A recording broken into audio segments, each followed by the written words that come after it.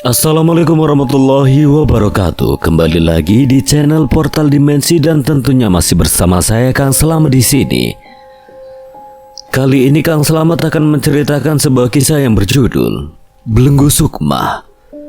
Cerita ini ditulis oleh Wahyu Aryan. Dan sebelum kita masuk ke ceritanya, buat kalian yang belum subscribe channel ini, tekan tombol subscribe-nya terlebih dahulu. Dan tekan tombol notifikasinya agar kalian tidak ketinggalan cerita terbaru dari Portal Dimensi. Juga jangan lupa follow Instagram Portal Dimensi. Gak usah berlama-lama lagi, langsung saja kita masuk ke ceritanya. Belenggu Sukma.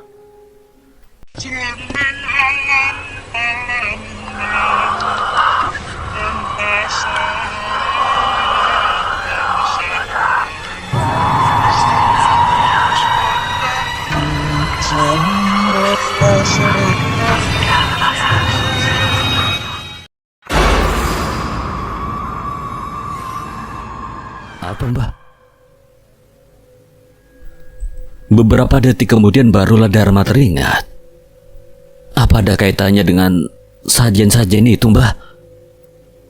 Benar mas, suguhan itu bahasa Jawa yang artinya memberikan, menyuguhkan, dan sajen-sajen itu diberikan untuk menyuguhkan pada mereka. Mereka? Iya, mereka yang ada dan hidup lebih dulu di tanah ini sebelum kami para warga yang tinggal di sini. Sajen itu disuguhkan pada mereka. Maksudnya leluhur desa? Bukan, mereka bukan manusia.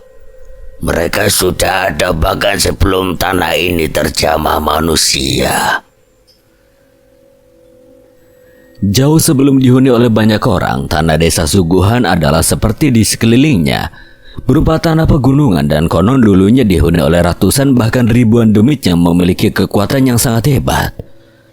Selain itu, tanah ini dulunya juga dijadikan jadi tempat mengubur jenazah.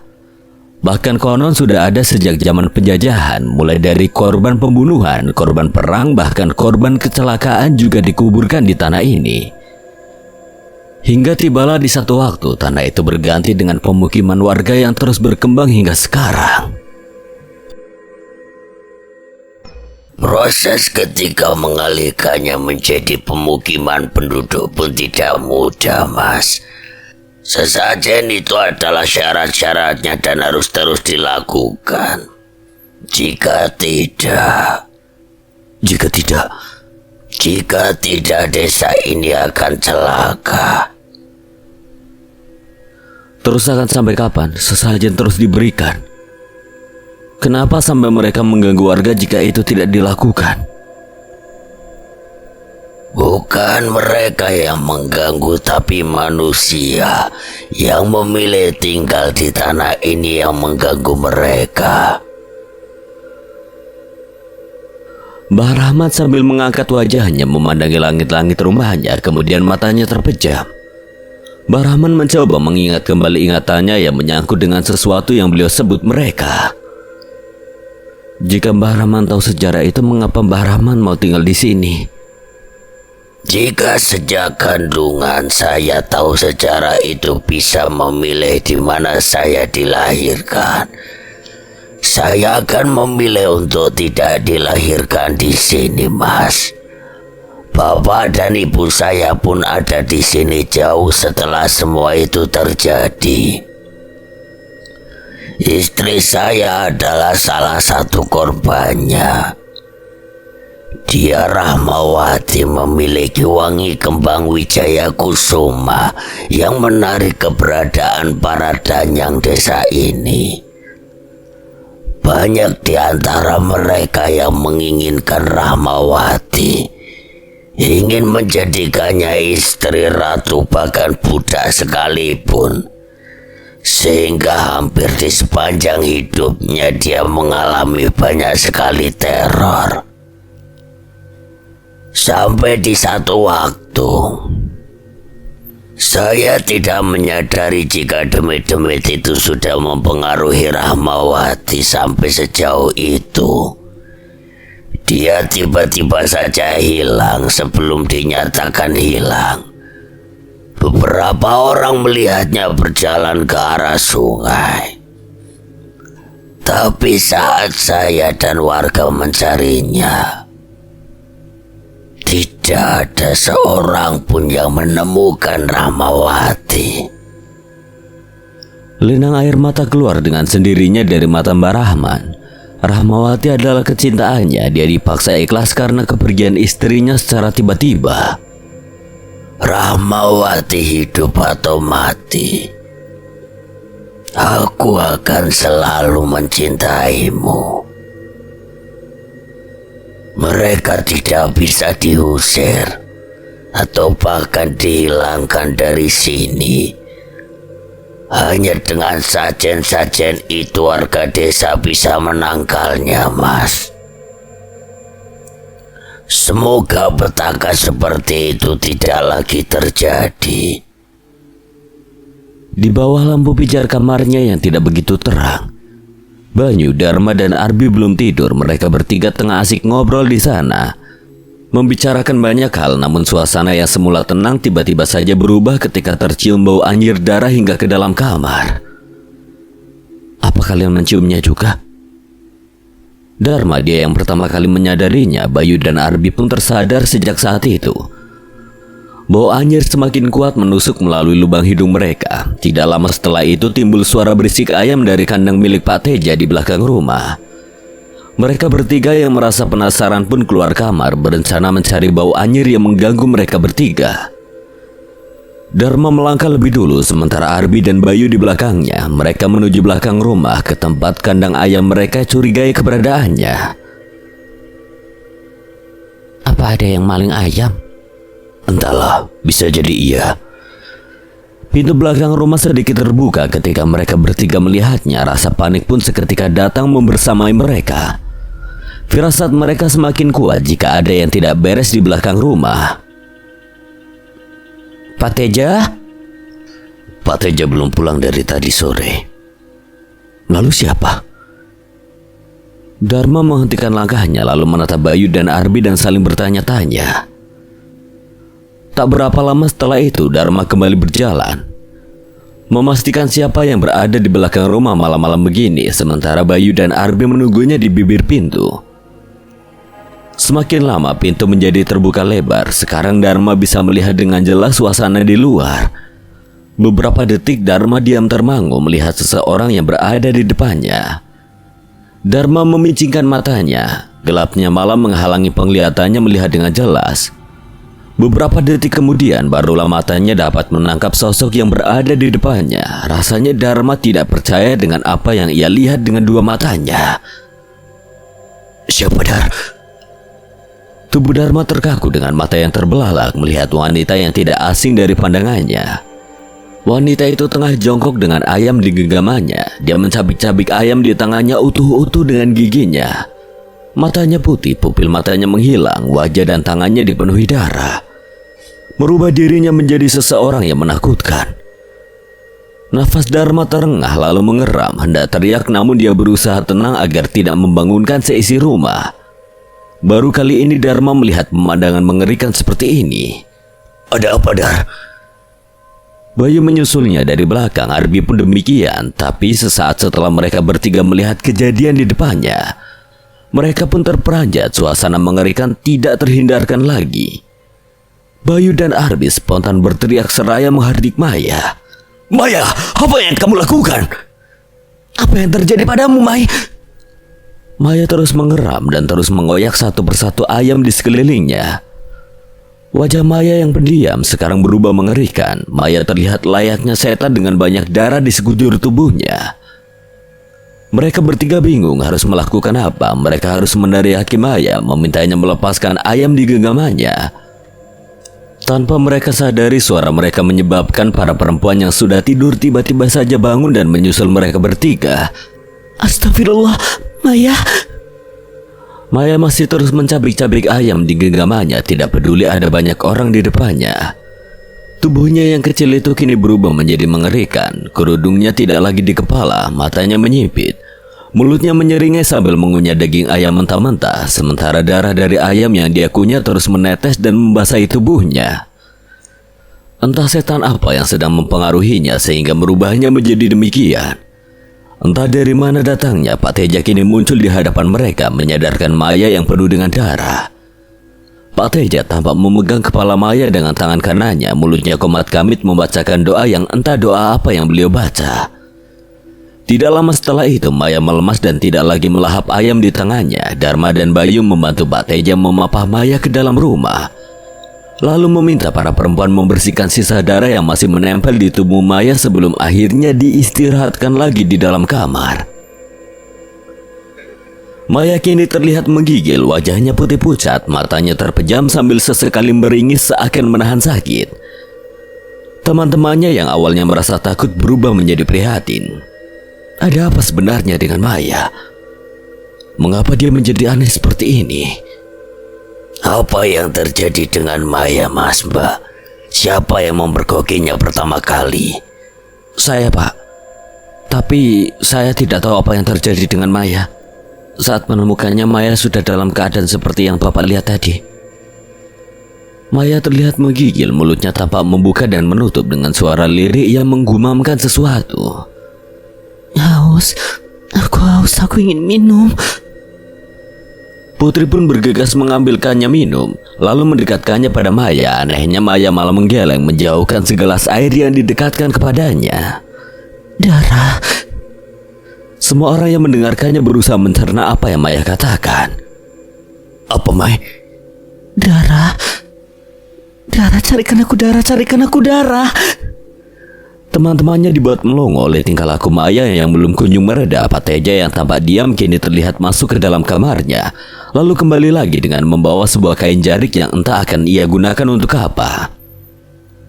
Selimutkan di atas tubuh Mbak Maya. Mbak, untuk jaga-jaga ini bukan kain jarik biasa. Semoga bisa meredakannya. Benar saja, Maya terlihat lebih tenang dan kembali tidur walau masih dengan nafas yang terengah-engah. Pak Teja meminta Bayu, Dharma, dan Arbi tidur di ruang tamu saja, berjaga-jaga jika terjadi satu hal yang tidak diinginkan lagi. Malam itu suasana sudah sedikit lebih tenang, namun tidur di luar menjadikan Bayu, Dharma, dan Arbi kedinginan dan dihantui rasa cemas. Mereka bertiga tidur berdempetan dengan selimutnya masing-masing. Aku merasa ada yang tidak beres. Seolah benar setelah Arbi mengatakan itu, suasana berubah seketika. Bayu, Dharma, dan Arbi mendengar sesuatu dari belakang rumah. Menyadari hal itu, mereka pun memulai membaca 3 surat utama pelindung diri. Suara asing itu terdengar lagi seperti suara langkah kaki. Langkahnya pelan namun suaranya kedengaran jelas hingga ke depan rumah. Pak Teja? Gak mungkin kaki Pak Teja menimbulkan suara seperti itu. Sekarang suara langkah itu disertai dengan suara mengeram. Mereka bertiga semakin cemas. Mereka pun memejamkan mata dan menutupnya dengan selimut. Mulut mereka komat kamit membaca doa. Peralatan dapur terdengar berjatuhan bersamaan dengan suara pintu belakang yang terbuka perlahan. Sialan, apa lagi itu? Aku masih ingat jelas pintu belakang sudah aku tutup dan kancing. Mungkin lebih baik kita lihat. Tidaklah, kita tidur aja lah. Dharma sudah kepalang penasaran. Dia masih teguh dengan keinginannya. Dharma beranjak sendirian. Dengan jantung berdebar ia berjalan pelan menuju belakang. Namun baru 5 langkah sampai di perbatasan antara rumah depan dan belakang, dia dikejutkan dengan banyaknya sosok mengerikan berwujud manusia namun dengan tubuh yang penuh dengan luka dan nanah. Satu di antara mereka memiliki postur yang lebih besar dan tinggi, dan bagian yang mengerikannya adalah sosok yang paling besar itu membawa sepotong kepala di tangannya. Astagfirullah. Dharma terperanjat lalu seketika berlari kembali ke posisinya semula dan menambah kencang rapalan doa-doanya. Ada apa, Dar? Dharma bingung menjelaskannya bagaimana. Ia hanya menjelaskannya dengan kata yang terlintas di otaknya saja. Gak tahu, pokoknya mengerikan. Tegas Dharma yang membuat Bayu dan Arbi seketika terdiam dan berhenti bertanya. Beberapa menit kemudian barulah Dharma teringat bahwa makhluk-makhluk yang ia lihat tadi adalah makhluk yang dijumpainya di ujung sungai desa tempo lalu. Tak disangkanya sekarang mereka menyambangi posko KKN-nya dan Dharma pun berpikir jika kejadian yang menimpa Maya tadi berkaitan erat dengan kemunculan mereka. Pagi harinya suara azan subuh membangunkan mereka bertiga. Ketiganya mengeluh pegal-pegal setelah semalaman dihantui oleh rasa takut yang tidak berkesudahan. Dering HP Bayu berbunyi, sebuah panggilan masuk di HP-nya. Pak Bagus. Telepon dari Pak Bagus. Pak Bagus adalah dosen pendamping kelompok mereka. Bayu manggut-manggut dalam percakapannya, entah apa yang dia bicarakan dengan Pak Bagus. Beberapa menit kemudian, Bayu menutup panggilannya kemudian berujar, Jam 10 Pak Bagus akan datang dan sidak ke sini. Dharma dan Arbi yang mendengarnya pun sontak terduduk lalu menoleh ke jam dinding rumah yang sudah hampir menuju ke angka 7. Memang sudah disampaikan jika dalam berjalannya KKN dosen pendamping akan menyempatkan datang memantau.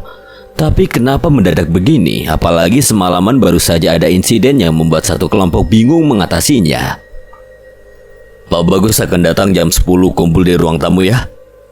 Tak lama kemudian satu persatu dari perempuan datang, kemudian mempersiapkan laporan harian KKN mereka. Jaga-jaga jika sewaktu-waktunya ditanya. Perlu kamu memberitahu Pak Teja? Tentu saja perlu, beliau tuan rumah. Kita juga perlu bertanya pada beliau mengenai kondisi Maya yang masih lemas itu. Gimana Mbak Maya? Masih lemas Pak, badannya demam. Tadi udah kami beri penurun panas.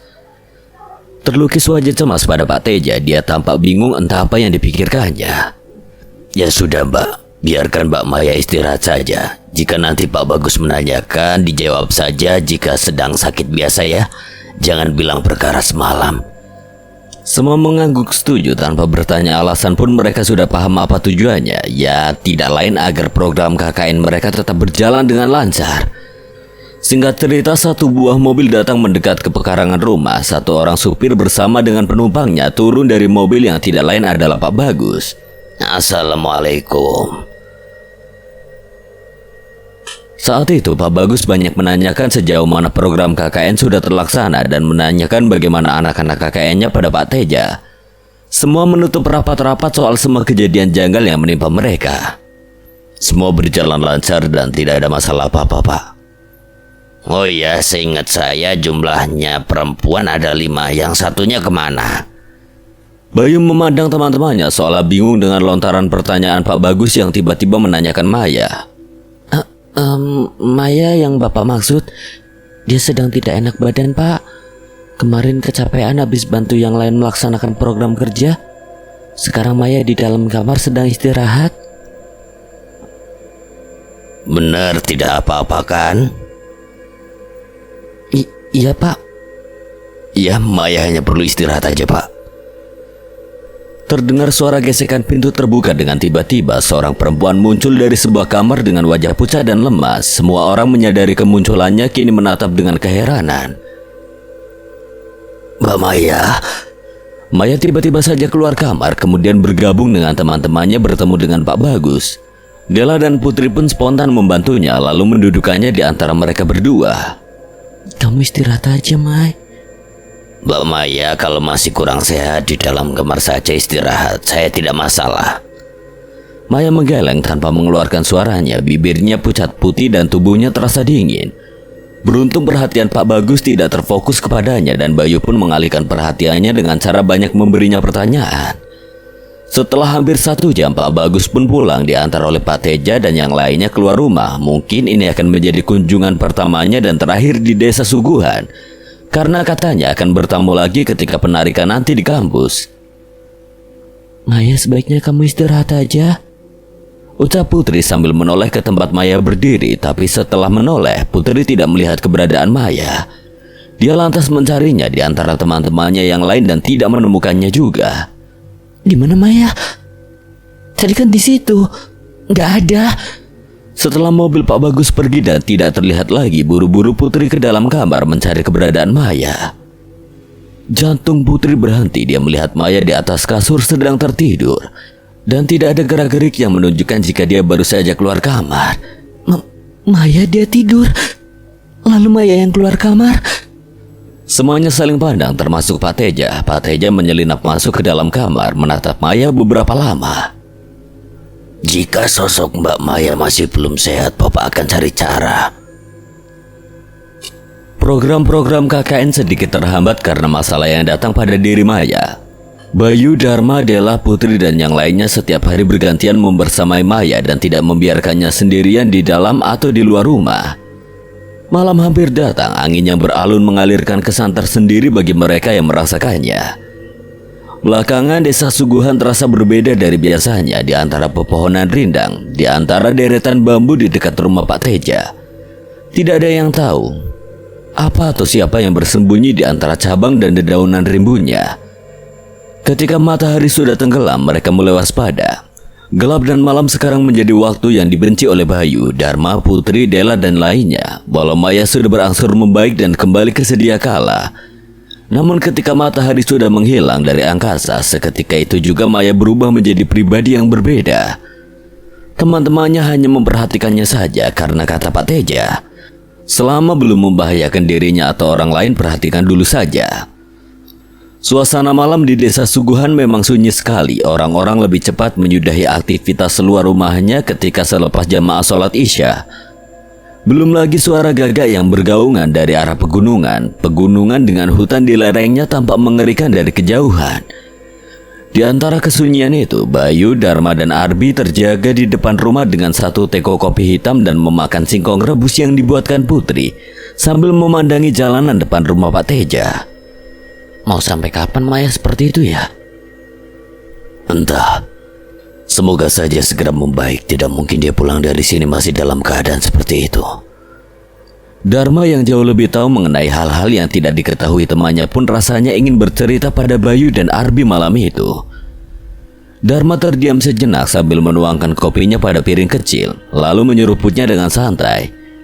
Dia lantas menatap Bayu dan Arbi seakan enggan menceritakannya. Bukan apa, tapi karena Dharma takut dua temannya itu menyalahkannya dan menganggap ceritanya hanya bualan belaka. Menurut kalian berdua apa yang terjadi pada Maya ya? Kesambetlah, kenapa lagi? Apa kalian tidak melihat pemandangan aneh dengan mata kalian? Aneh? Enggak. Memangnya kenapa, Dar? Yang diceritakan Mbah Rahman soal mereka ingat? Sepertinya aku melihat beberapa yang dimaksud mereka oleh Mbah Rahman. Mereka seperti memiliki ketertarikan pada Maya, tapi entah apa yang diinginkan mereka dari Maya. Baru saja Bayu hendak menimpali perkataan Dharma, angin tiba-tiba saja bertiup dari luar ke dalam rumah. Jalanan desa depan rumah Pak Teja yang semula legang terdengar suara langkah kaki samar-samar datang dari selatan. Semakin lama suara langkah kaki itu semakin jelas dan terlihat siapa pemilik dari suara itu. Segerombolan laki-laki tiba-tiba saja lewat, entah dari atau akan kemana. Anehnya mereka semua menatap pada satu arah yang sama dan tanpa mengeluarkan suara apa-apa. Dharma menendang kaki Bayu dan Arbi memberikan kode kepada mereka. Lihatlah. Dharma menamatkan satu persatu di antara mereka. Di antara gerombolan itu ada satu yang memiliki postur besar dan mengenakan pakaian layaknya petani pulang dari sawah. Dia bersuara seolah memanggil Dharma, Bayu, dan Arbi yang sedang memperhatikannya. Dia menatap Dharma, Bayu, dan Arbi satu persatu dengan tampang misterius. Selang beberapa detik kemudian barulah Dharma tersadar. Dia yang aku lihat di sungai waktu itu. Celetuk Dharma, segerombolan laki-laki itu terus berjalan. Semakin lama langkahnya makin cepat ke arah utara desa. Mau kemana mereka? Firasat Dharma tidak enak.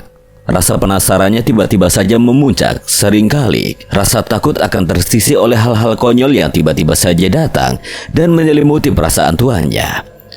Seperti itulah yang sedang melanda Dharma. Dharma beranjak dari duduknya, menarik Bayu yang duduk di sebelahnya, lalu berjalan agak cepat membuntuti gerombolan laki-laki tadi dari belakangnya. Mau kemana, Dar? Mau tahu kemana mereka pergi? Arbi menyusul mereka berdua karena menurutnya terjaga sendirian di dalam rumah dalam keadaan seperti ini bukanlah hal yang tepat untuknya. Jika ada apa-apa, kamu orang pertama yang aku salahkan, Dar. Gerombolan laki-laki itu menerobos kegelapan malam tanpa hambatan. Padahal jalanan sepi tanpa ada penerangan. Dharma beberapa kali menyalakan senter HP-nya hanya untuk membantunya berjalan. Sesekali menoleh ke kanan dan ke kiri untuk memastikan jika dia masih di tempat yang aman. Apa kalian udah pernah jalan ke arah sini? Bayu dan Arbi menggeleng. Desa Suguhan sangat luas. Tidak semua jalan sudah mereka tapaki sejak pertama kali datang ke sini. Tanpa mereka sadari, jalanan semakin sempit dan berubah menjadi tanah merah yang becek. Suara gesekan bambu pun terdengar semakin dekat. Siluet pepohonan rimbun terlihat dari kejauhan. Lagi rasa penasaran Dharma menuntunnya untuk memeriksa itu. Dharma menyorot ke sekeliling dengan seksama, memeriksa beberapa titik yang ia curigai. Dia merasa banyak pasang mata yang sedang memperhatikannya di antara cabang-cabang pohon itu.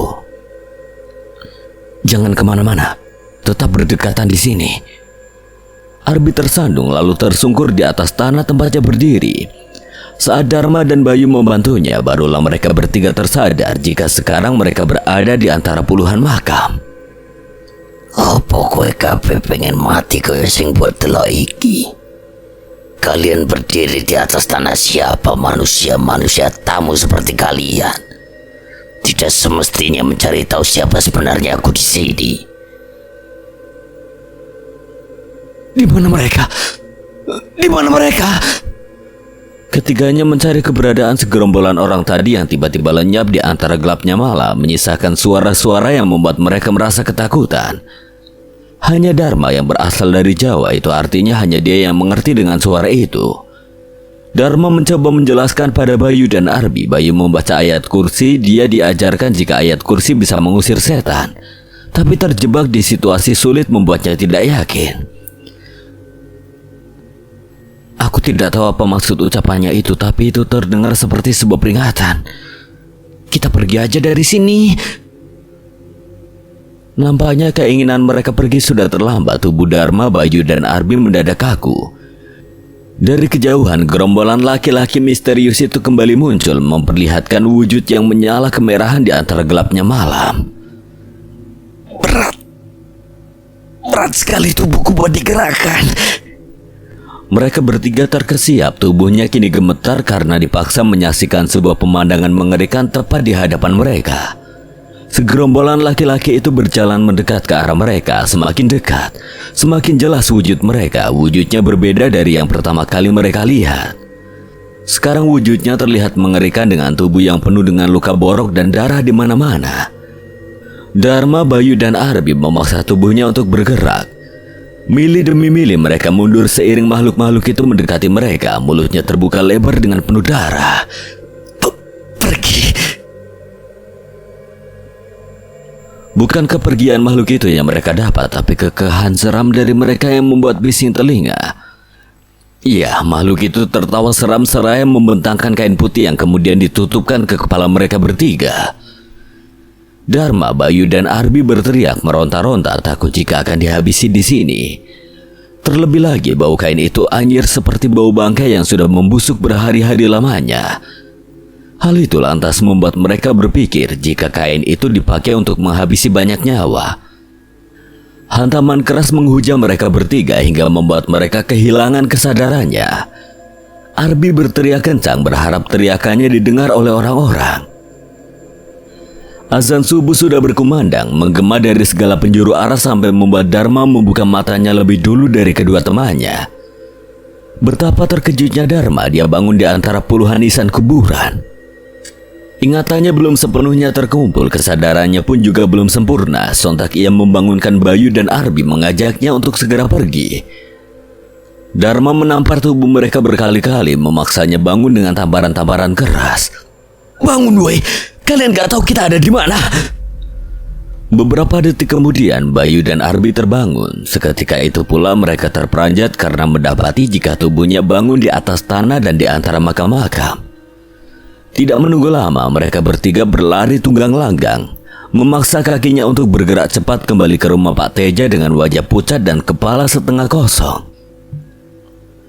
Kondisi tubuhnya pun kotor dengan tanah kuburan.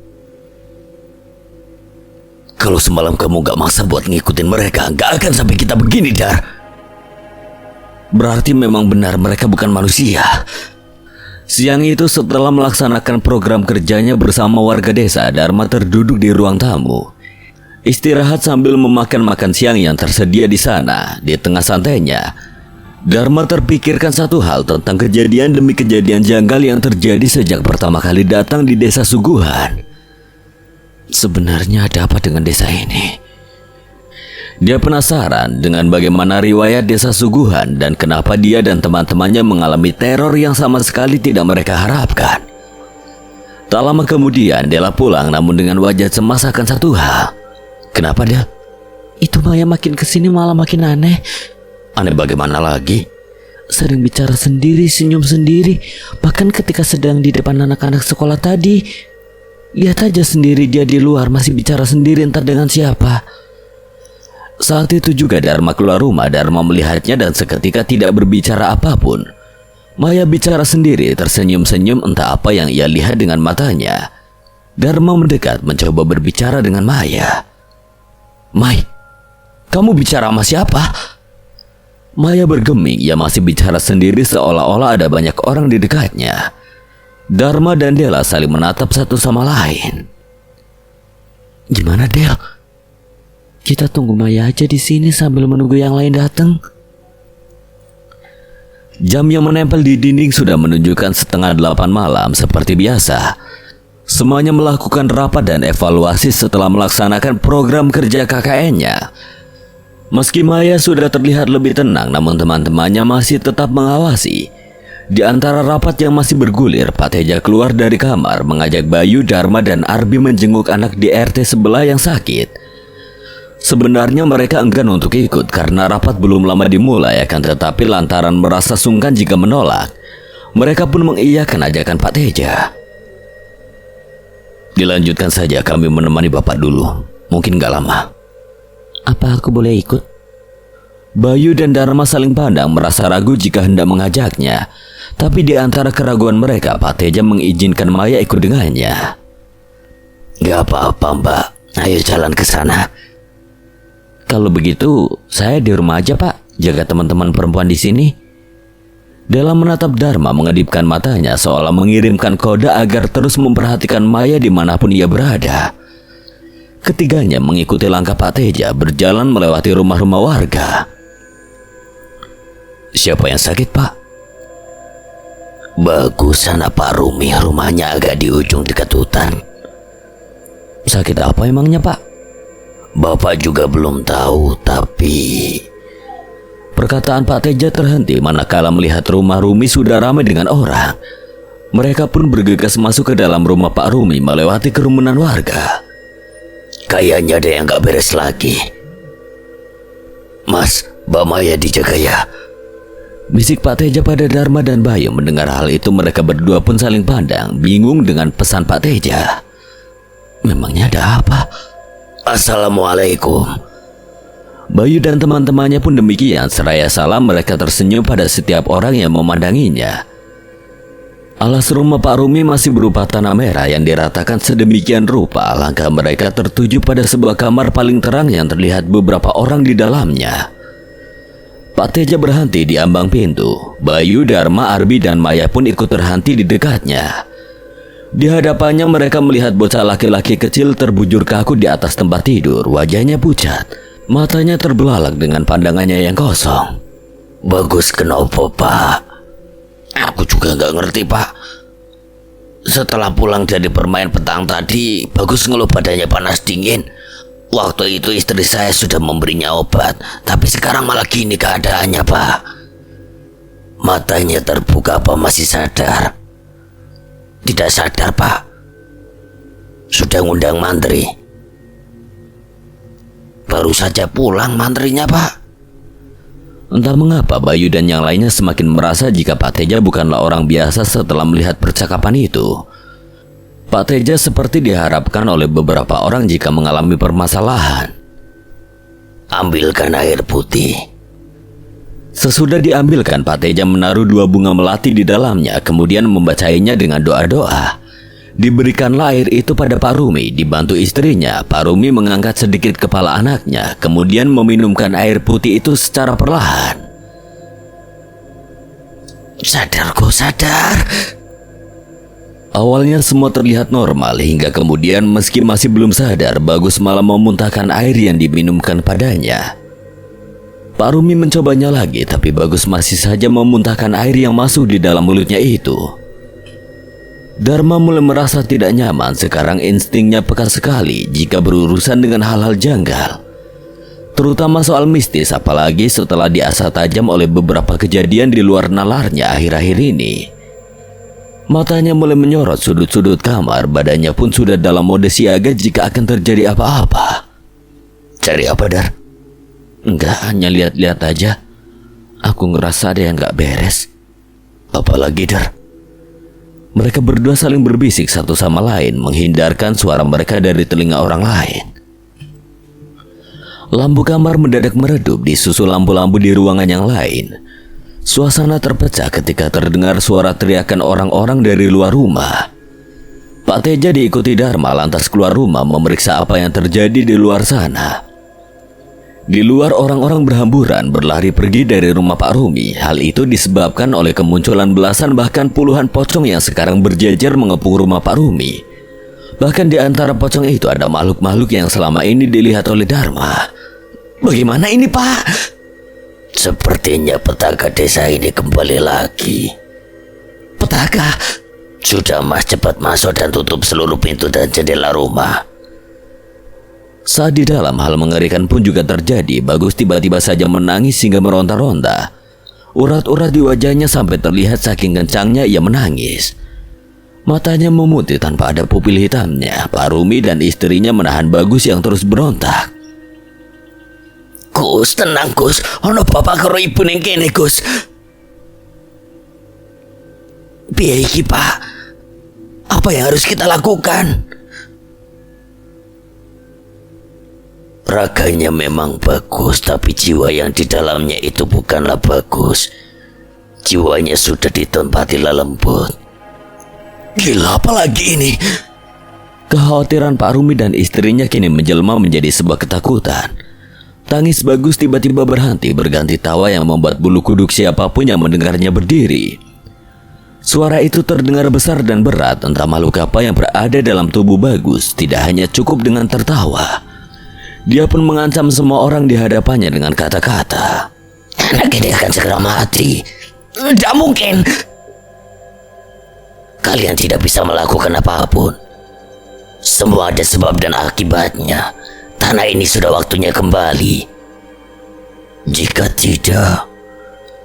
Setelah selesai dengan perkataannya itu, Bagus semakin meronta-ronta. Tubuhnya makin berontak hingga Pak Rumi, istrinya dan beberapa orang yang menahannya tidak sanggup lagi menahan kekuatannya. Bagus melompat dari atas tempat tidurnya lalu berlari tanpa arah menuju ke tempat Maya berdiri. Bagus menatap Maya dari ujung kaki hingga ujung kepalanya. Tatapannya membuat Maya ketakutan. Apa kamu sadar siapa aku? Tubuh Bagus membiru, matanya memutih sempurna, tubuhnya membungkuk dengan tangan yang seperti akan menerkam. Maya beringsut mundur. Dharma dan Bayu kini berdiri di depannya, berusaha melindunginya dari setan yang merasuki jiwa Bagus. Pak Teja, gimana ini? Belum sempat Pak Teja menemukan cara, Bagus kembali bergerak. Ia menerobos di antara Bayu dan Dharma. Tangan mereka berdua tidak berpengaruh apa-apa. Bagus menarik kerudung Maya, mencengkeramnya lalu menyeretnya keluar rumah. Maya melawan sebisanya. Dharma dan Bayu pun berusaha melepaskan cengkeramannya, tapi justru Bagus menendang dan mendorong mereka berdua hingga jatuh terguling-guling di atas tanah. Ora usah sok jagoan. Pak Teja melihat keadaan di dalam rumah. Ia mencari sesuatu hal yang bisa ia gunakan. Tak lama kemudian ia menemukan tali tambang yang cukup tebal. Itu bisa ia gunakan untuk mengikat Bagus. Bantu menangkap anakmu. Mereka mengejar Bagus yang sudah cukup jauh, membawa Maya ke dalam hutan yang akan mengarah langsung ke sungai. Bayu dan Dharma masih mengejarnya, tapi bocah kecil itu sudah tidak seperti bocah pada umumnya. Kekuatannya sangat besar, tidak peduli dengan banyaknya lelembut yang sedang menampakkan wujudnya di hadapan mereka. Keselamatan Bagus dan Maya adalah yang paling utama daripada menuruti kemelut rasa takut yang datang menyelimuti perasaan mereka. Anak perempuan ini akan aku bawa ikut bersama aku. Cepat kejar, Mas. Maya dalam bahaya besar. Dia terus berteriak meronta berusaha melepaskan cengkeraman Bagus dari kepalanya. Di tengah ketegangan itu, di antara Bayu, Dharma, dan Pak Teja yang masih mengejar Bagus, ada yang datang berdiri tegak menghadang Bagus di depannya. Mereka yang menyadari kehadirannya pun terhenti mendongak melihat siluet orang dengan tongkat di tangan kanannya. Dengan cepat ia hempaskan tongkatnya itu pada Bagus yang berusaha melewatinya. Bagus mengeram sebelum akhirnya tubuhnya terpelanting jatuh ke belakang. Sementara itu, Maya menangis, nafasnya terengah-engah. Dia terduduk mengusap-usap badannya yang lecet penuh dengan luka. Tanpa perintah, Dharma dan Bayu pun menghampirinya, membantunya menjauh dari Bagus yang sekarang hilang kesadaran. Mbah Rahman, jenengan kok iso ngerti? Ya, orang itu adalah Mbah Rahman. Dia tiba-tiba saja muncul dari arah yang tidak diduga-duga dan menghentikan Bagus dengan tongkatnya. Tubuhnya yang sudah rentak itu ternyata menyimpan energi yang sangat kuat. Aku wes ngira jika ini akan terjadi lagi. Aku belum tahu apa sebabnya atau siapa yang memulainya. Malam itu juga Pak Teja mengikat tubuh Bagus di atas tempat tidurnya, kemudian meminta Pak Rumi untuk jangan meninggalkannya sendirian. Pagi nanti Bagus akan kembali lagi. Aku pulang duluan, kasihan anak-anakku.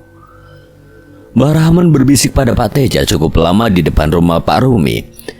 Dharma yang melihatnya pun sedikit penasaran apa yang disampaikan Mbah Rahman kepada Pak Teja. Pasalnya sempat mereka menunjuk Maya yang sekarang sudah lemas dengan beberapa luka gesekan di kaki dan tangannya. Dharma dan Bayu merasa lega, mereka pun mengelus dada karena merasa selamat dari petaka. Malam ini adalah permulaan dari berbagai kejadian mistis yang akan menghantui desa Suguhan, dan cerita lama yang terkubur akan kembali bangkit. Pukul 4 sore anak-anak mulai keluar rumah saling bermain dengan sesamanya di jalanan desa. Ibu-ibu keluar rumah sekedar untuk saling bercakap dengan tetangganya. Di antara itu semua datang pria parubaya dengan tergesa-gesa. Wajahnya panik, nafasnya tidak beraturan. Dia tidak membawa apapun selain sebuah kabar yang dari tadi ia gembar-gemborkan di sepanjang jalan. Suasana desa Suguhan mendadak ramai dengan teriakan histeris itu. Anakku hilang! Anakku hilang! Bagus hilang! Iya, dia adalah Pak Rumi. Dia mengabarkan jika anaknya hilang. Kok iso hilang, Pak? Terakhir kali Bapak tinggal di mana? Pak Rumi masih terengah-engah. Ia butuh nafas yang baik agar bisa menyampaikan pesannya ia ingin sampaikan dengan baik. Udah Anda cari? Tidak berapa lama Pak Rumi berlari lagi menuju rumah Pak Teja. Pak Teja, Bagus hilang, Pak. Mendengar itu Pak Teja pun seketika menghampirinya. Di dekatnya berdiri pula Bayu, Dharma, dan seluruh teman-temannya yang sedang tidak melaksanakan program kerja KKN-nya sore hari itu. Hilang gimana? Saya kan sudah berpesan jangan ditinggal sendirian. Apa kamu tinggal sendirian? Pak Rumi terbata-bata menjelaskannya. Intinya anaknya hilang ketika dia dan istrinya sedang ke belakang rumah memetik pisang miliknya yang sudah berbuah. Sekembalinya dari situ dia sudah tidak melihat keberadaan anaknya lagi kecuali tali-tali yang mengikatnya sejak semalam. Mau bagaimana, Pak? Mbah Rahman sudah diberi kabar soal ini. Tolong, Pak, ke rumah Mbah Rahman, Mas. Beritahu kalau Bagus hilang dan tidak tahu kemana arahnya. Di mana jenengan terakhir kali melihat Bagus, Pak? Pak Rumi menunjuk kasur di dalam kamar yang sama dengan semalam. Tidak ada apapun di sana. Di tempat yang seharusnya Bagus terbaring semalam tadi, hanya tersisa kasur dengan selimut basah dan bekas tali yang mengikat kaki dan tangan Bagus. Tali itu seakan dicabik-cabik oleh benda tajam berkali-kali. Pak Teja berjalan ke teras rumah, matanya memicing mengamati segala arah. Sesaat kemudian Pak Teja kembali ke dalam rumah, mengamati selangkah demi langkah di dalam rumah Pak Rumi, mencari tanda-tanda jejak yang mungkin bisa ia gunakan untuk mencari keberadaan Bagus. Assalamualaikum. Dharma akhirnya datang bersama dengan Mbah Rahman yang sudah diharapkan kedatangannya oleh Pak Teja. Anakmu didelik demit. Pak Rumi dan istrinya nampak kaget. Mereka berdua lantas mencecar Pak Rumi dengan pertanyaan-pertanyaan yang intinya sama. yakni bagaimana cara menemukan anaknya lagi. Kejadian seperti ini sudah lama tidak terjadi di desa Suguhan. Iki perlu diantisipasi. Mbah Rahman, beliaulah salah satu orang yang dianggap tetua di desa Suguhan. Semua perkataan yang keluar dari mulutnya banyak dipercaya oleh warga desa. Apa enggak sebaiknya kita lapor ke polisi juga, Pak? Jangan dulu, karena hilangnya Bagus sulit jika dinalar dengan akal logika. Sementara jika melibatkan polisi, mereka akan mencarinya cukup hanya dengan SOP yang mereka punya. Lalu Mbah? Golei bareng-bareng mumpung belum lama. Bayu dan Arbi ditugasi mengabarkan pada orang-orang yang mau membantu proses pencarian ini. Pak Rumi, Bu Rumi, keluarkan semua alat-alat dapurmu. Panci, wajan, baskom, tanpa pokoknya semua yang bisa ditabuh untuk membantu proses pencarian anakmu. Ini tradisi lawas yang dipercaya orang-orang tua zaman dahulu. Beberapa menit kemudian, setelah semua orang berkumpul dan memegang alat dapur di tangannya masing-masing, proses pencarian pun dilakukan. Alat-alat dapur gue nanti ditabuh yang keras sambil manggil-manggil nama Bagus dengan suara yang kencang. Kemana arah mencarinya, Mbah? Golei ke arah tadi malam sampai ke arah sungai. Saya curiga Bagus dibawa ke sana. Mbah Rahman menuju ke arah yang dicurigainya. Mereka pun mulai bergerak sesuai dengan arahan Mbah Rahman. Sementara Pak Teja bersama dengan Dharma, Bayu dan Arbi di barisan depan guna ikut mengarahkan warga yang lain. Bagus!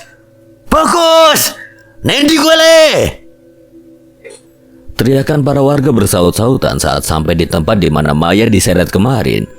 Perasaan Dharma kembali tidak enak, kepalanya sedikit pusing dan perutnya mual. Bulu kuduknya pun tiba-tiba saja merinding, entah apa penyebabnya. Pandangan Dharma lantas menyapu ke sekitarnya. Kenapa, Dar? Pusing aja sedikit. Beberapa detik kemudian perasaan tidak enak Dharma seolah terjawab alasannya. Banyak sosok-sosok demit berjajar di pinggir jalan sedang menantinya dan semua orang. Astagfirullah. Ucap Dharma spontan. Pak Teja yang menyadari keanehan pada Dharma pun memintanya terus berjalan saja, tanpa memperhatikan hal-hal yang mampu menakuti atau mengganggunya berjalan. Saya tahu apa yang kamu lihat, Mas. Tenang saja. Orang-orang terus menyisir jalan sambil mengamati setiap arah yang dilewatinya. Tanda-tanda keberadaan Bagus belum juga terlihat di sini. Sampai akhirnya sampailah mereka di perbatasan sungai. Sudah sampai batas desa, sekarang jalan nyisir ke sungai. Satu persatu mereka turun menyusuri tepian sungai dengan hati-hati. Medan yang licin, kerikil tajam dan arus sungai menjadi rintangan kali ini. Suara tabuhan alat dapur dan teriakan warga pun masih terdengar keras. Semakin lama semakin banyak warga yang ikut membantu pencarian. Namun belum lama mereka tiba di sana. Seorang kakek-kakek tua tampak dari kejauhan mendekati kerumunan warga dengan wajah angkuhnya. Golei apa? Siapa kamu? Kakek-kakek itu tersenyum seakan meledek sambil mulutnya mengunyah yang entah apa yang dia kunyah. Aku tahu apa yang kalian cari. Apa bisa kalian menemukannya? Bicara apa dia, Mbah? Tanya Dharma pada Mbah Rahman yang sedang berjalan mendekati kakek-kakek itu. Aku ngerti sapa sejati ning kowe. Pergilah dari sini. Etan, yo ngono iku menungso sombong. Warga yang lain hanya terdiam menyaksikan percakapan Pak Teja dengan kakek tua itu. Kakek itu berjalan ke arah warga di belakang Pak Teja lalu tersenyum mengerikan. Kemudian mengatakan perkataan yang membuat semuanya terkejut dan merasakan ketakutan. Sing mau golek ono ning kono. Di sendang yang ada di dalam sungai, kalian berani ke sana. Bocah iku yen ora mati ya sukmane wis silang dari badannya. Ikhlaskanlah dari sekarang. Pak Rumi lantas tersulut mendengar ucapannya. Beberapa orang kewalahan menahannya agar tidak berbuat nekat. Bicara apa dia, Dar? Aku gak ngerti apa maksud kakek itu mengatakan demikian. Tapi dia seperti memberikan petunjuk. Di mana tempat yang kamu maksud? Sedang di dalam sungai. Batu besar dengan banyak darah di atasnya. Yang kalian cari ada di sana.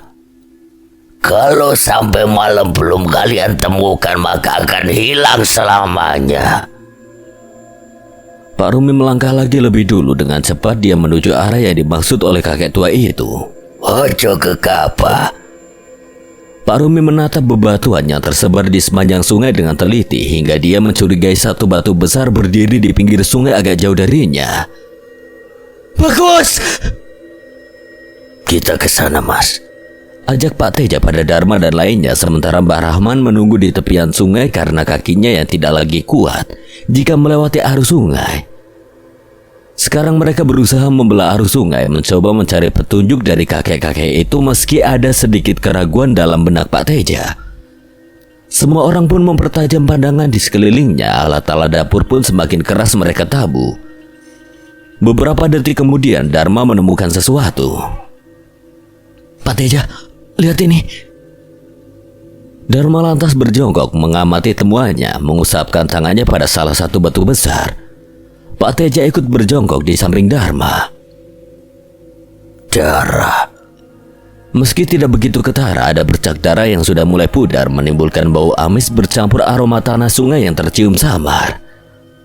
Sepertinya perkataan kakek itu ada baiknya kita dengarkan. Matahari kian tenggelam, proses pencarian berpacu dengan waktu. Medan yang susah jika ditambah dengan gelap akan menyulitkan langkah mereka. Kudu cepat ditemukan sebelum gelap, Mas. Bukan apa-apa kalau sudah gelap, pencarian ini akan semakin sulit dilakukan. Kita tidak ada yang membawa obor, senter atau pencahayaan yang lain. Teja! Pak Teja menoleh pada Mbak Rahman tanpa memberi sebuah kode pada Pak Teja yang hanya dimengerti oleh mereka berdua saja. Beberapa menit kemudian, Pak Teja memisahkan diri dari kerumunan warga, merogoh kantong celananya, mengeluarkan sesuatu di kedua tangannya. Sesuatu yang dibungkus dengan kain hitam yang terlihat sudah lusuh dengan bercak-bercak coklat seperti bekas tanah. Satu warga mendekat, membawa satu sajen yang ternyata sudah disiapkan sebelumnya. Kenapa dia menyiapkannya? Kita perhatikan saja apa yang akan terjadi selanjutnya. Jangan ada yang mendekat. Ia merogoh kantong kecil itu, mengeluarkan isi yang berada di dalamnya yang ternyata adalah sebuah pusaka keris yang berukuran satu jengkal tangan laki-laki dewasa. Tak lama dari situ Pak Teja memulainya. Keris di tangannya dia angkat sehingga tepat di depan kepalanya. Matanya terpejam sambil mulutnya komat kamit memulai rapalan mantranya. Air sungai mendadak bergemuruh. Angin pun tiba-tiba berhembus entah dari mana asalnya. Para warga berlarian mencari tempat aman, termasuk Dharma, Bayu, dan Arbi. Keris di tangan Pak Teja sekarang menyala kemerahan. Perlahan ia arahkan keris itu ke dalam air sampai membuat aliran yang melewatinya berubah menjadi kehitaman. Airnya meletup-letup bagai air mendidih. Tangan kirinya mengambil tanah di dasar sungai, kemudian ia remas-remas pandangannya, ia edarkan ke sekeliling. Di kanan kiri tepian sungai, tempat mereka berjalan tadi, terlihat banyak sekali sosok-sosok berjejer memicing ke arah kerumunan warga. Baleno bocah kuwi. Dharma, Bayu, dan Arbi terkejut keheranan melihat bapak kakeknya demikian. Tidak pernah terbesit di dalam otak mereka jika ternyata Pak Teja memiliki kemampuan sejauh itu. Di antara ketegangan yang kian tinggi, sosok yang berjejer sejak tadi di tepian sungai tidak lagi diam. Mereka bergerak mendekati Pak Teja. Sosok-sosok itu mengeram seakan mengancam semua orang. Beberapa warga yang menyadari kehadirannya pun kalang kabut. Mereka berlindung di balik Pak Teja, bahkan ada yang berlari menjauh ke tepian sungai. Iku apa Pak Teja?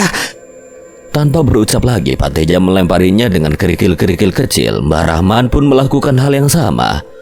Cukup lama mereka lakukan itu sambil komat kamit merapalkan mantra hingga sosok-sosok itu menghilang karena merasa kesakitan. Langit mendadak bergemuruh, awan hitam perlahan datang, angin bertiup sedikit kencang. Kayaknya akan hujan. Tapi Bagus belum ditemukan, Mas. Pak Rumi menepi menghampiri Mbak Rahman yang sedari tadi seorang diri. Mereka berdua tampak bermusyawarah menentukan langkah selanjutnya. Warga yang mengetahuinya pun satu persatu menepi kecuali Pak Rumi yang masih terus mencari keberadaan anaknya di bawah langit yang perlahan gelap. Pak Teja dan Mbak Rahman duduk bersila. Mimpi apa aku bisa KKN di desa begini? Diamlah dulu, gak perlu bicara begitu.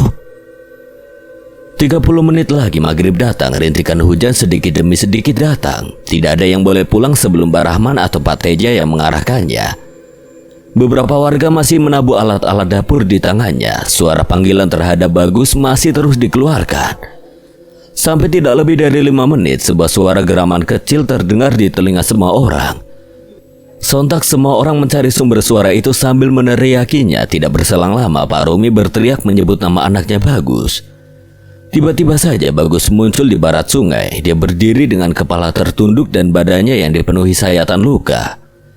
Spontan Pak Rumi menyusulnya diikuti oleh warga di belakangnya. Tajamnya kerikil dan licinnya lumut tidak menghalangi langkah Pak Rumi untuk menghampiri anak semata wayangnya. Saat semakin dekat, Pak Teja menghentikan para warga. Berhenti. Perasaan Pak Teja mengatakan jika ada hal yang janggal sekarang, semua orang berhenti kecuali Pak Rumi yang masih berlari namun memperlambat kecepatannya. Bagus masih berdiri mematung, tidak bergerak sedikit pun. Tangannya mencengkeram sesuatu namun entah apa yang dicengkeramnya. Pak Teja maju sendirian memastikan lebih dulu jika situasi sudah aman. Pak Rumi sampai nojo gegabah. Namun Pak Rumi bergeming dan terus bergerak. Pak Rumi tahu yang ada di dekatnya adalah Bagus anaknya yang telah ia cari-cari. Meski Bagus tidak mengatakan apapun, Pak Rumi sudah yakin jika yang ia lihat adalah anaknya. Tapi berbeda dengan warga yang lain, mereka malah sedikit takut melihat kehadiran Bagus yang tiba-tiba. Tidak ada tempat persembunyian di sana jika Bagus muncul dari seberang. Harusnya mereka sudah melihatnya dari tadi, bukan tiba-tiba saja muncul di tengah arus sungai. Pantaslah kalau di situ warga ragu dan takut. Tak berapa lama Bagus melambai-lambaikan tangannya memanggil bapaknya dengan suara lemas. Bapak, Pak. Melihat itu Pak Rumi semakin yakin jika itu adalah anaknya. Pak Rumi menghampirinya dengan mata yang berbinar. Ketika wajahnya sudah berhadap-hadapan dengan Bagus, tangannya kemudian meraba-raba wajahnya, memastikan jika anaknya tidak apa-apa. Pak Rumi, lari! Pak Rumi tentu saja bingung dengan maksud ucapan Pak Teja. Kenapa dia tiba-tiba saja menyuruhnya lari padahal sudah jelas yang berada di depannya adalah Bagus anaknya yang seharian ia cari. Pak Rumi menoleh ke tempat Pak Teja kemudian kembali mengamati wajah Bagus. Seketika itu wajah Bagus menyeringai hingga membuat Pak Rumi sedikit takut. Kue kenapa, Le? Apa itu yang ada di tanganmu? Tak lama setelah Pak Rumi melontarkan pertanyaan itu, Bagus mulai terlihat ada pergerakan. Sementara Pak Teja perlahan berjalan mendekat dan terus teriak menyuruhnya lari saja. Beberapa meter sebelum Pak Teja sampai, Bagus mengayunkan bambu di tangan kanannya tepat ke arah perut bapaknya. Darah seketika mencuat diiringi oleh rintikan kesakitan Pak Rumi. Bagus! Bambu tajam di tangan Bagus justru menyayat perut bapaknya hingga bapaknya terkapar di depannya. Tidak berhenti di situ, di depan pasang mata banyak orang, Bagus yang sedang kesetanan mengambil batu yang cukup besar di dekatnya. Lalu dihantamkannya pada kepala bapak kandungnya sendiri dengan membabi buta sampai kesadarannya benar-benar hilang. Puas dengan itu, Bagus lantas berlari menjauh. Pak Teja pun mendekati Pak Rumi, mencoba memapahnya dibantu oleh warga yang lain menuju ke desa. Desa Suguhan jauh dari pelayanan kesehatan, jadi pilihannya adalah bawa pulang terlebih dahulu, namun nasib berkata lain. Sesaat setelah tiba di rumahnya, Pak Rumi sudah meninggal terlebih dahulu dan belum sempat diberikan pertolongan.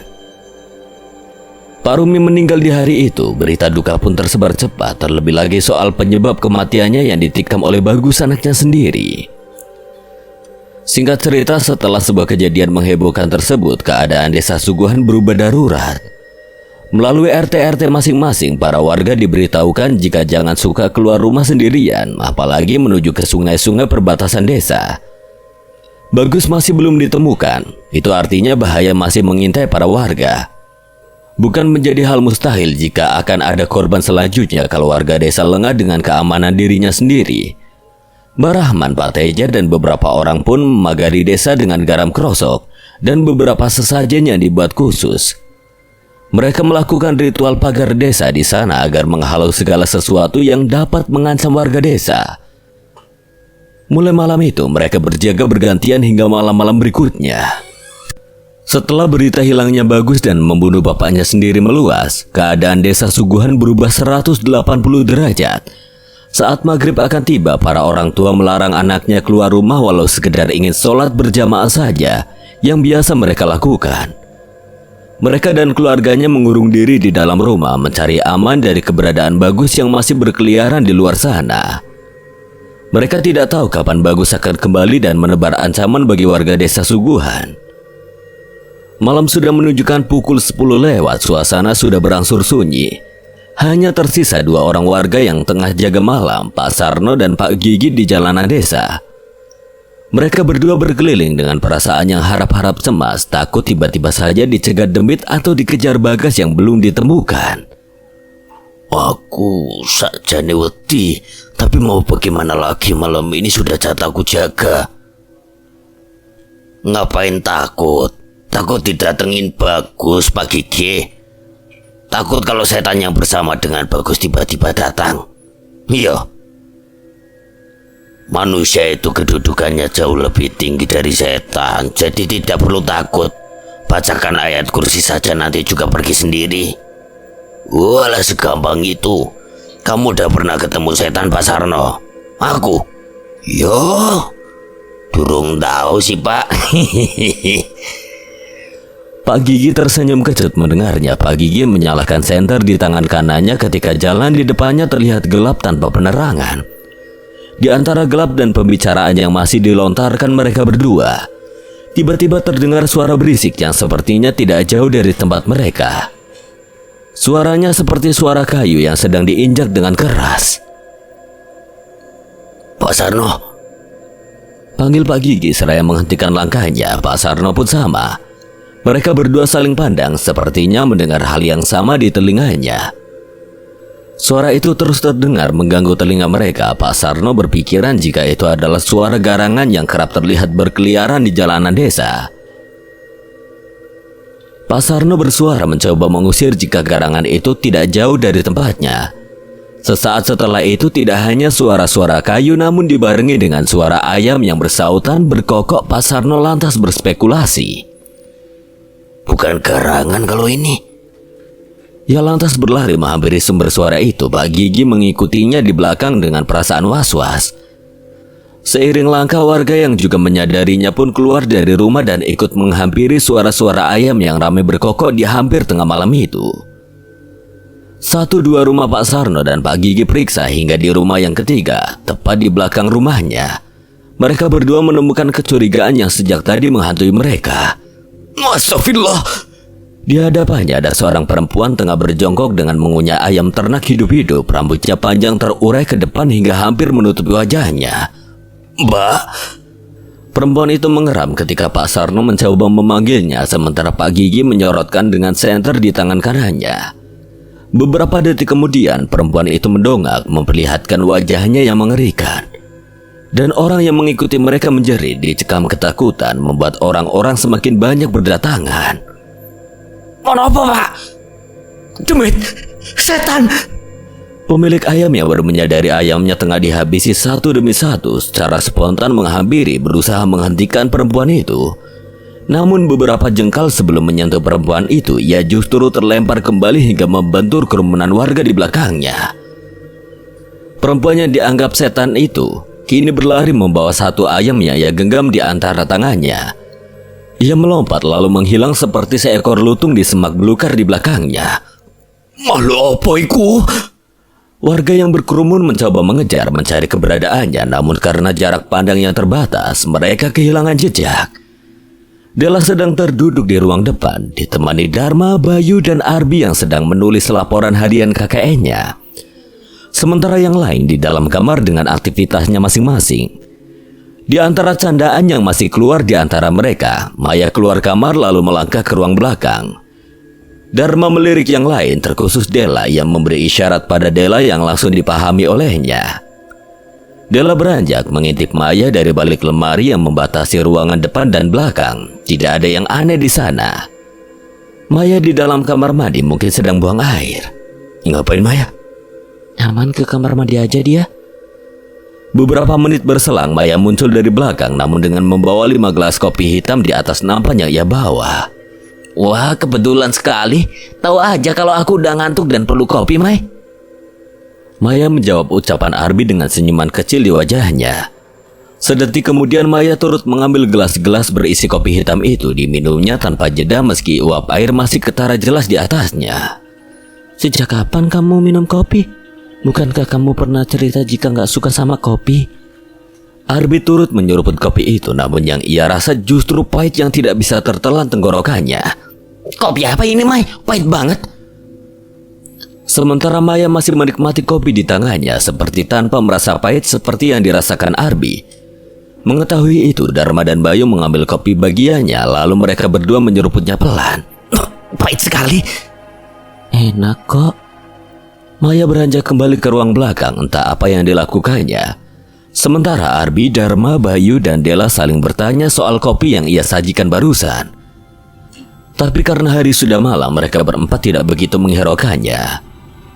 Putri tampak keluar kamar dengan matanya yang masih setengah terpejam. Ia melangkah pelan ke belakang yang nampaknya ingin buang air kecil.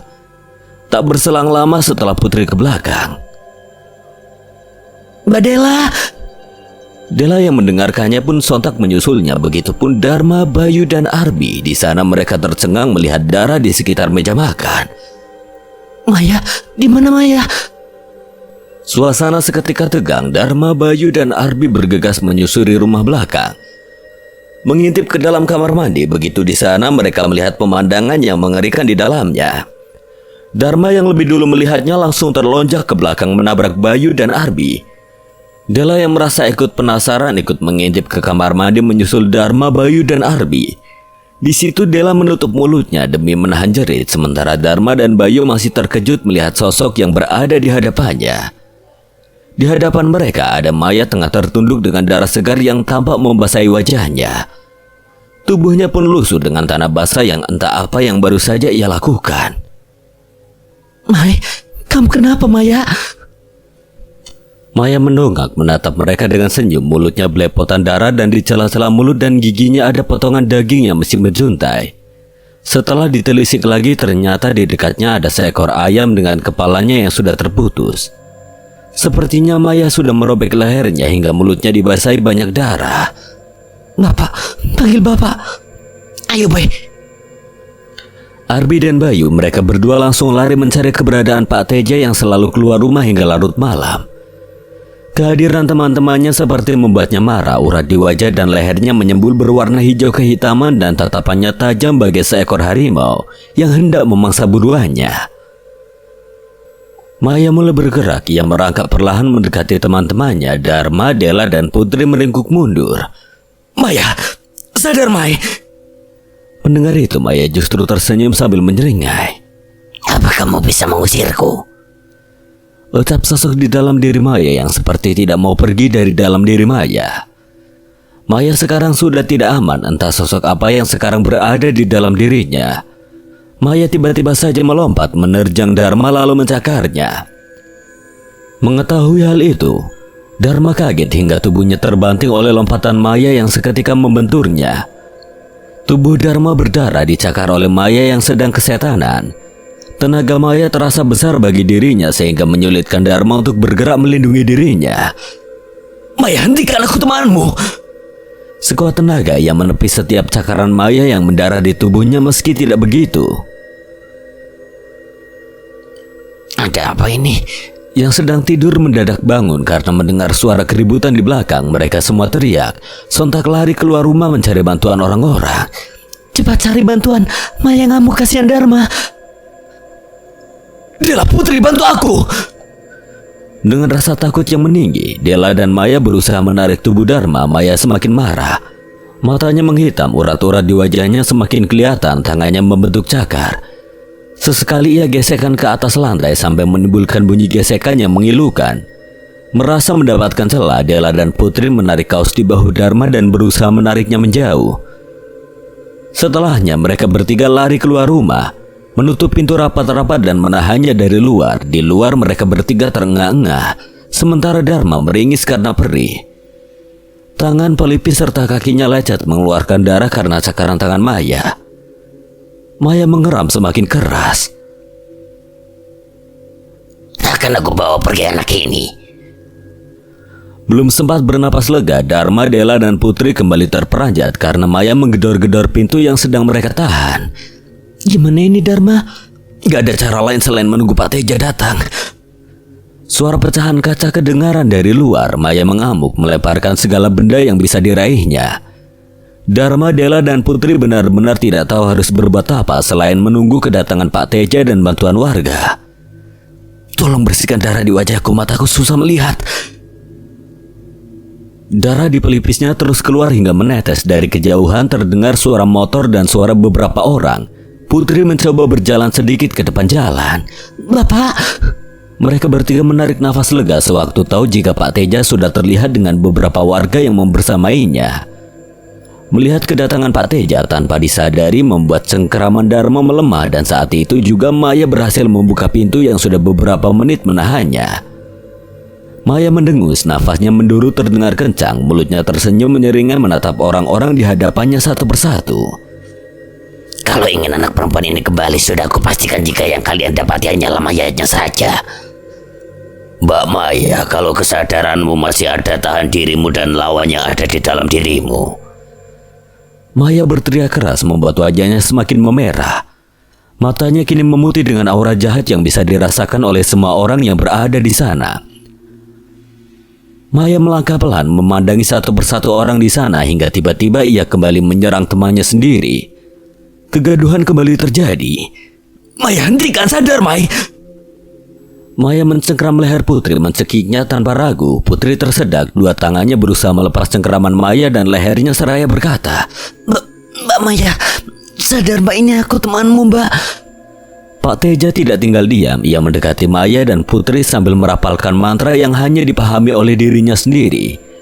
Beberapa warga tampak membantu, namun tenaga Maya teramat besar.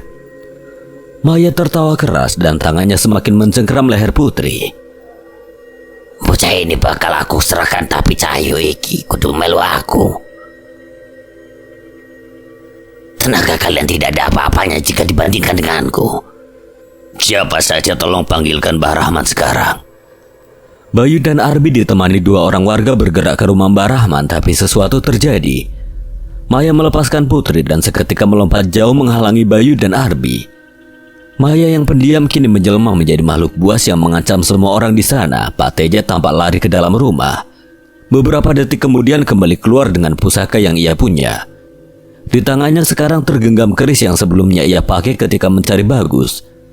Saat itu Dharma melihat banyak sekali makhluk memperhatikan di sekitar rumah Pak Teja. Makhluk-makhluk yang ia lihat sejak awal semuanya terlihat malam itu. Mereka seperti mengawal sosok di dalam diri Maya dan siap-siap ikut menyerang jika sosok pada diri Maya terancam. Ku siapkan sajen-sajen yang sudah disiapkan. Pria parubaya yang bernama Agus itu kemudian mendekati Pak Teja dengan membawa dua buah sesajen di tangan kanan dan kirinya. Ia mengikuti kemanapun langkah Pak Teja. Pak Teja memulai ritualnya, matanya kini terpejam dan mulutnya merapalkan mantra. Orang-orang yang dari tadi berkumpul perlahan mundur menjaga jarak dengan Pak Teja. Beberapa meter di depan Pak Teja, Maya merangkak mendekat dengan wajah yang kian geram. Matanya melotot dengan bola matanya yang putih sempurna. Sementara air liurnya bercampur darah menetes keluar dari dalam mulutnya. Dela, Putri, Reni, dan Mala menangis menyaksikan Maya, teman satu kelompok kakeknya, dengan keadaan seperti ini. Pak Teja meneruskan aksinya. Sajen itu sedikit demi sedikit dilempar ke arah Maya yang sedang kesetanan. Awalnya semua tampak biasa, sampai akhirnya Pak Teja membacakan rapalannya lagi. Maya mengeram, tubuhnya berontak seperti sedang menahan rasa sakit yang seketika datang di dalam tubuhnya. Mas Dharma, Mas Bayu, Mas Arbi, tolong tahan tubuh Maya. Sekarang dia sudah sedikit aman. Yang lain bantu mereka bertiga. Total ada 6 orang yang memegang tubuh Maya yang terus memberontak dan sesekali berteriak pada semua orang yang menahannya. Bacakan ayat kursi bersama-sama di dalam hati saja agar membantu menahan tubuhnya. Pak Teja mendekat lalu ditempelkannya keris dan sajen yang sudah ia remas-remas di kepala Maya. Maya mulai melemah, teriakannya juga sudah berkurang. Orang-orang yang memegangi dan menahannya bernapas lega. Syukurlah sudah berhenti.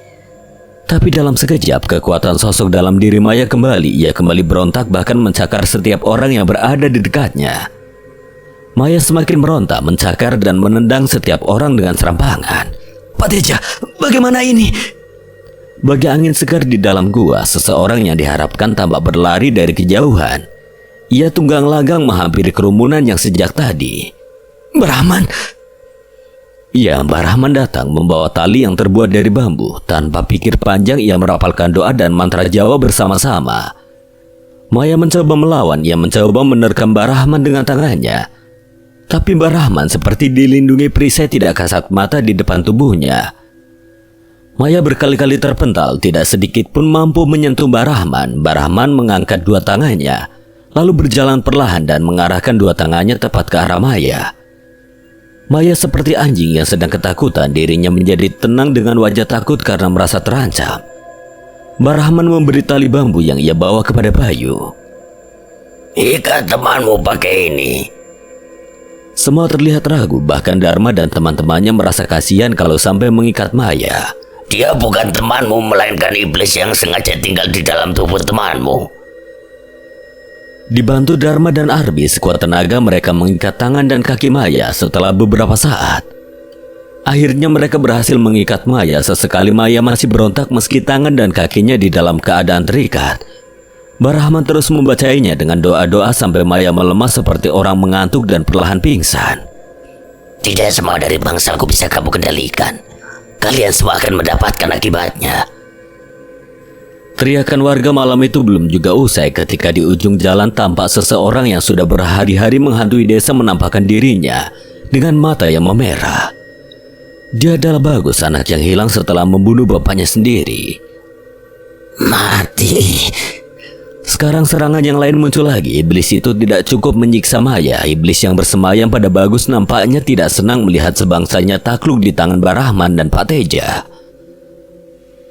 Teja, siapkan ayam yang sudah kamu siapkan.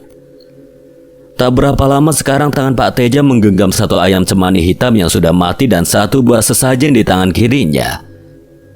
Perlahan ia meneteskan darah ayam cemani itu ke dalam sajen dan mengoleskannya di beberapa titik pada tubuhnya. Ini Mbah, giliranmu. Mbah Rahman melakukan hal yang sama dengan yang dilakukan Pak Teja. Entah apa yang dilakukannya. Katanya hal itu membuat kekuatannya bertambah berkali-kali lipat. Ayo, aku sudah siap, datanglah. Dulu kamu sudah mengambil istriku, sekarang tidak akan aku biarkan kamu mengambil keluargaku di desa ini. Mbah Rahman merapalkan lagi doa dan mantranya dibantu Pak Teja yang juga berkomat kami di belakangnya. Di kejauhan Bagus tampak berlari dengan wajah geram dan matanya yang memerah itu. Ternyata ia tidak sendiri. Gerombolan sosok-sosok dengan bentuk tidak utuh muncul menyertainya seiring Bagus yang semakin mendekat. Orang-orang berlindung di dalam rumah kecuali Dharma, Bayu, dan Arbi yang masih menjaga Maya di sana. Mbah Rahman dan Pak Teja tarung gaib dengan iblis-iblis itu. Satu persatu sosok itu menghilang. Seranganmu tidak akan mempan padaku. Pak Teja mengambil lagi potongan kepala ayam cemani tadi, mengambil beberapa tetes darahnya, lalu dilemparkannya ke arah Bagus. Seketika Bagus mengerang kesakitan, menyentuh setiap tubuhnya yang terkena percikan darah ayam cemani dari Pak Teja. Ia berteriak keras hingga membuat Bagus tidak sadarkan diri. Teror malam itu belum berakhir. Saat Bagus hilang kesadarannya, kemudian muncul 1 sosok laki-laki berperawakan besar dengan rambut gondrong penuh dengan tanah. Giginya panjang dan berbentuk taring semuanya. Akhirnya keluar yang asli. Kemarilah, karena aku buat harapanmu hilang sekarang juga. Tidak ada yang bisa mengancamku kecuali Tuhan yang membuat hidup. Sosok itu mulai menyerang berkali-kali Mbah Rahman dan Pak Teja berhasil menangkisnya. Mereka berdua merapalkan doa dan mantranya masing-masing sampai akhirnya satu serangan mengenai Mbah Rahman tepat di dadanya. Tubuh Mbah Rahman jatuh, nafasnya terdengar berat dan mengerang menahan sakit. Mbah Rahman!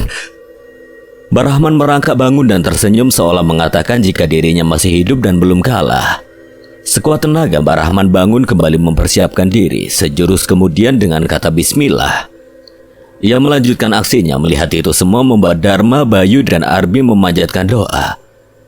Mereka bertiga berdoa sebisa mereka. Ayat kursi, surat-surat pendek yang mereka bisa. Semuanya mereka baca. Pak Teja sedikit mundur. Ia terlihat ragu untuk melawannya. Tapi Mbah Rahman berbeda. Ia maju tanpa ragu sedikit pun. Rapalan doa dan mantra semakin keras keluar dari mulut Mbah Rahman. Pak Teja pun demikian, tampak raut lelah di wajah Pak Teja, namun keselamatan warganya adalah hal yang utama. Cukup lama sampai akhirnya kekuatan iblis itu melemah dan lenyap berubah dengan gumpalan asap hitam yang terbawa angin. Mbah Rahman jatuh, memegang dada dan tenggorokannya. Ia mengerah kesakitan. Iblis itu sudah hilang, tidak akan ada lagi yang mengganggu desa. Aku pamit. Aku sudah tidak kuat lagi. Mbah Rahman! Mbah Rahman meninggal malam itu. Pak Teja memandangi Mbah Rahman di hadapannya. Kejadian malam itu kemenangan warga desa dari belenggu iblis. Malam itu harus dibayar mahal dengan meninggalnya Mbah Rahman sebagai tokoh utama pertarungan itu. Sekian dan terima kasih buat Wahyu Aryan yang telah mengizinkan saya membawakan ceritanya. Apabila ada kesalahan atau kekurangan, Kang Slamet memohon maaf sebesar-besarnya. Akhir kata, Kang Slamet pamit undur diri. Wassalamualaikum warahmatullahi wabarakatuh. Sampai berjumpa lagi.